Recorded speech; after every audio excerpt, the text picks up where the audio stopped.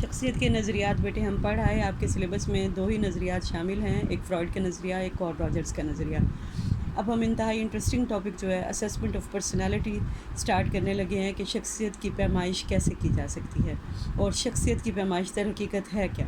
شخصیت کی پیمائش جو ہے یہ در حقیقت شخصیت کے اوصاف کی پیمائش ہے، یعنی اوصاف کے درجے کی پیمائش. یہ دیکھنا کہ کوئی اوصاف جو فرد میں پائے جاتے ہیں وہ کس درجے کے فرد میں پائے جاتے ہیں جو اس کی شخصیت کو دوسرے لوگوں کی شخصیت سے ممتاز قرار دیتے ہیں. اور یہ دیکھنا کہ کون سے اوصاف ایسے ہیں جو تمام لوگوں میں کامن پائے جاتے ہیں اور کون سے اوصاف ایسے ہیں جو کہ خصوصاً کسی خاص شخص کی شخصیت میں اس کی شخصیت کو کمال کا درجہ دینے میں کام سر انجام دے رہے ہوتے ہیں.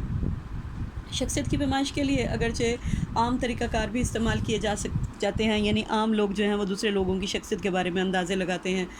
جو کہ ہم نے شروع میں بھی پڑھا شخصیت کی تعریف میں کہ دوسرے لوگوں کے انداز، ان کے گفتگو، چال ڈھال، لباس وغیرہ اور ان کے جو بول چال کے انداز سے یہ اندازہ لگانا کہ فلاں کی شخصیت کس طرح کی ہے. تو یہ اندازے کبھی کبھار تو درست ثابت ہو سکتے ہیں، لیکن اکثر یہ اندازے جو ہیں یہ غیر معیاری اور ناقابل اعتبار ہوتے ہیں اور ان کی کوئی سائنسی حیثیت بھی نہیں ہوتی ہے. لہٰذا نفسیات جو کہ اپنے آپ کو سائنس کہلانا چاہتی ہے، لہٰذا اسے شخصیت کی پیمائش کے لیے جو بھی مواد استعمال کیا جائے، یعنی شخصیت کی پیمائش کے لیے جو میتھڈ، جو ٹیسٹ استعمال کیا جائے گا وہ معیاری ہو. معیاری سے مراد یہ کہ وہ ویلڈ ہو، اور جو طریقہ کار اس کے لیے جو طریقہ کار استعمال کیا جائے وہ ریلائبل ہو، یعنی ٹیسٹ اپلائی کرنے کا طریقہ کار ریلائبل ہو، اس کے لیے اسٹینڈرڈ انسٹرکشنز ہوں، سب لوگوں کو ایک جیسی ہدایات دی جائیں، ایک ہی زبان میں ہدایات دی جائیں. اس کے علاوہ ٹائم وغیرہ بھی ایک ہی جتنا دیا جائے ٹیسٹ کرنے کے لیے، اور پھر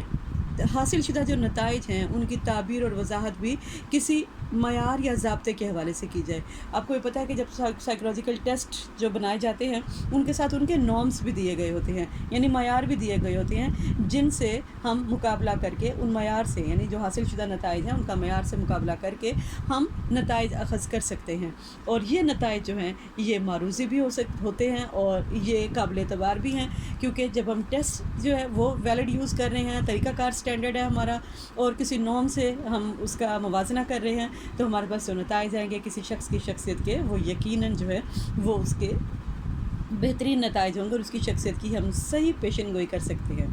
اب پیمائش کے لیے جو بھی شخصی آزمائشیں ہم استعمال کرتے ہیں وہ 2 طرح سے یوز ہو سکتی ہیں، ایک انفرادی اور ایک گروہی، یعنی انڈیویجول ٹائپ آف ٹیسٹ بھی یوز ہو سکتے ہیں اور گروپ ٹائپ آف ٹیسٹ بھی یوز ہو سکتے ہیں. لیکن یہ ڈیپینڈ کرتا ہے کہ ہم کس سچویشن میں پرسنالٹی اسیسمنٹ کر رہے ہیں، تو اسی طرح کی سچویشن میں ہم جو ہے وہ ان ٹیسٹوں کو استعمال کرتے ہیں. دونوں قسم کے ٹیسٹوں کی اپنی اپنی خوبیاں اور خامیاں ہیں. یہ ایک الگ بحث ہے کہ انفرادی آزمائشیں جو ہیں ان میں ہم فرد کی شخصیت کا مکمل جائزہ لے سکتے ہیں، یعنی شخصیت کے تمام پہلو جو ہیں وہ سامنے آ جاتے ہیں اور ایک گہرا مطالعہ ہوتا ہے کسی فرد کی شخصیت کا.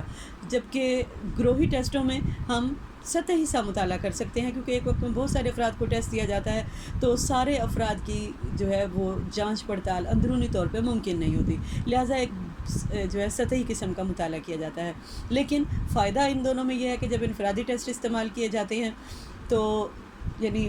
گروہی ٹیسٹ اور انفرادی ٹیسٹ استعمال کیے جاتے ہیں تو ان میں صرف ایک ہی فرد کی ایک وقت میں جانچ پڑتال ہوتی ہے، وقت زیادہ خرچ ہوتا ہے، اور انفرادی ٹیسٹوں کو استعمال کرنے کے لیے ماہرین کا تربیت یافتہ ہونا بھی ضروری ہے، یعنی ٹیسٹ ایڈمنسٹریشن میں بھی انہوں نے خاص تربیت حاصل کی ہو اور پھر اسیسمنٹ بھی ان کو کرنی آتی ہو. اور دوسرے کہ گروہی طریقہ کار جب استعمال کیا جاتا ہے تو اس میں بہت زیادہ ٹرینڈ ماہر کی ضرورت نہیں ہوتی، اور چونکہ زیادہ تر لوگوں کو ٹیسٹ کیا جاتا ہے، لیکن فائدہ اس کا یہ ہے کہ ایک وقت میں بہت سارے لوگوں کی اسیسمنٹ ہو سکتی ہے. جب ہمیں جنرل قسم کی معلومات چاہیے ہوتی ہیں تو ہم گروہی طریقہ کار استعمال کر لیتے ہیں، لیکن جب کسی ایک فرد کے متعلق اس کے تمام اوصاف کی پیمائش درکار ہوتی ہے یا اس کے کسی خاص وصف کی پیمائش درکار ہوتی ہے تو پھر ہم انفرادی ٹیسٹ استعمال کرتے ہیں. بہرحال پیمائشوں کے لیے جو بھی طریقہ کار استعمال کیے جاتے ہیں ماہرین ان کو بنیادی طور پر 3 طریقوں میں یا 3 درجوں میں بیان کرتے ہیں. سب سے پہلا ہے موضوعی طریقے، یعنی تذلیلی آزمائشیں، جنہیں عام زبان میں ہم تذلیلی آزمائشیں کہتے ہیں، اور پروجیکٹیو ٹیسٹ یعنی سبجیکٹیو ٹیسٹ بھی انہیں کو ہی کہا جاتا ہے، اور معروضی طریقے جنہیں نان پروجیکٹیو ٹیسٹ کہا جاتا ہے، اور یہ ہمارے آبجیکٹیو ٹیسٹ ہیں سارے. اور سبجیکٹیو ٹیسٹوں میں جو ہے وہ جو مواد دیا جاتا ہے اس میں عموماً یعنی تذلیلی آزمائشوں میں معمول کو پتہ بھی نہیں ہوتا، سادہ قسم کا سامان ہوتا ہے اور اس میں معمول اپنے لاشعور سے بہت ساری چیزوں کو پروجیکٹ کر جاتا ہے، جس کا خود معمول کو بھی پتہ نہیں ہوتا کہ وہ کس طرح کے جوابات دے رہا ہے اور ان سے کیا چیز اسیس ہو جائے گی۔ جبکہ معروضی طریقوں میں عموماً وہ طریقہ کار استعمال کیے جاتے ہیں آبجیکٹیو ٹیسٹ، جن میں فورس چوائس آئٹم ہے، ٹک مارک والی آزمائشیں ہیں، جن میں معمول کو معین زمروں میں جو ہے وہ جواب دینا ہوتا ہے، یعنی جو پوچھا جاتا ہے اس کے فکس اسٹینڈرڈ جو ہیں وہ کویسچن ہوتے ہیں اور معمول کو اس کی معروضی طریقوں سے جواب دیتا ہے۔ پیمائش بھی معروضی طریقوں سے ہی کی جاتی ہے۔ تھرڈ ٹائپ ہے ریٹنگ سکیلز۔ ریٹنگ سکیلز جو ہیں ان کو شرعی پیمانے کہا جاتا ہے۔ سوشل سائیکولوجی میں سب سے زیادہ استعمال ہوتے ہیں ریٹنگ سکیلز، اور ان کی جو پیمائش ہے وہ ایٹیٹیوڈ کے حوالے سے خاص طور پہ قابل ذکر ہے کہ جب رویوں کی ہم نے جانچ پڑتال کرنی ہوتی ہے یا رویے ناپنے ہوتے ہیں جن میں تعصب، پروپیگنڈا، رائے عامہ، اس وقت جب ہم دیکھتے ہیں تو یہ طریقہ کار جو ہے وہاں زیادہ قابل استعمال ہے ریٹنگ سکیلز کا، لیکن کسی حد تک یہ شخصیت کی پیمائش میں بھی مددگار ثابت ہوتا ہے، تو اس کو بھی شخصیت کی پیمائش میں ہم شامل کر سکتے ہیں۔